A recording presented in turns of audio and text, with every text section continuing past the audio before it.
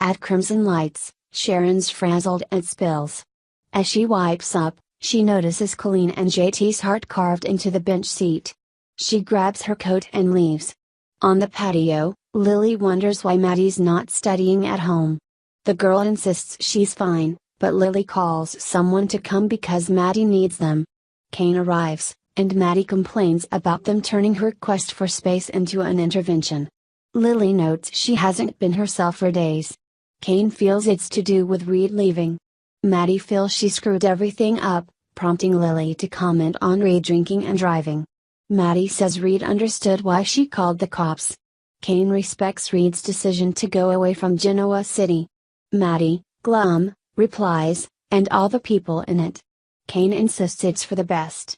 Maddie ruminates about being a loner.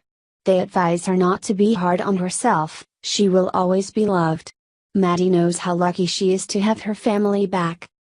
At Jabbo, Billy has asked to meet with Jack and Kyle about taking money from marketing and putting it back into R&D. Kyle argues the point. Jack says it's Billy's call as COO, and Kyle complains. Jack reminds him he was grateful just to be kept on. After Jack leaves, Billy advises Kyle to put his energy into winning trust back. Kyle wants to talk off-site. Sharon, looking for Nikki, encounters Victor at the ranch.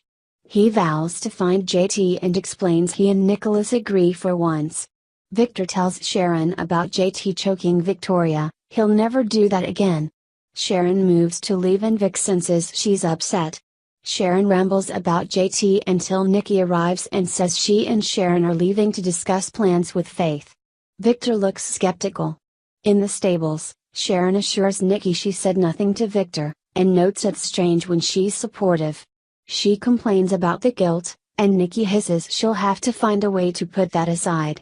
Sharon doesn't know how much longer she can handle this. Nikki phones Phyllis as a reinforcement. She arrives, and they go over the decision they all made. Sharon cries that JT's children will think he forgot about them, and worries Nick and Victor have vowed to find him. Phyllis reminds her they're not looking for a corpse. Nikki points out their futures are all tied. Phyllis raises the scepter of prison, and asks, "Are you willing to lose everything because we did what we had to do?" Sharon won't do that to her children or Victoria's, but she hates this secret. She will find a way to live with it. Sharon goes, and Nikki tells Phyllis they'll have to keep an eye on her. Phyllis muses her life is in Sharon's hands, awesome. Inside the ranch, Victor takes a few steps as Nikki enters and smiles in surprise. They get to arguing about their other partners. Victor doesn't like Arturo any more than Nikki likes Helen. Nikki muses that the arrangement was entertaining for a time, but they're the love of each other's lives. She will stop seeing Arturo if he allows him to stay on the project, and wants him to break it off with Helen. Victor replies, "It's already been done." At the club, Kyle opens up to Billy about never really being a part of the Abbott family. Billy commiserates. They go over Kyle's transgressions. Kyle grumps about being treated like a misguided kid, he needs Billy's help.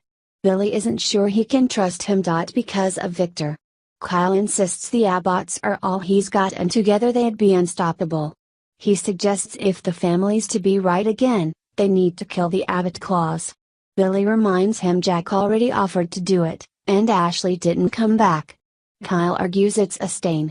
Billy agrees, let's make it happen. At Jabbo, Billy and Kyle ask Jack to revoke the Abbott clause. Jack seems willing, and Kyle suggests they get the lawyers on the phone right away. Jack backs off, they can't afford for an outsider to take control so the clause stays in place.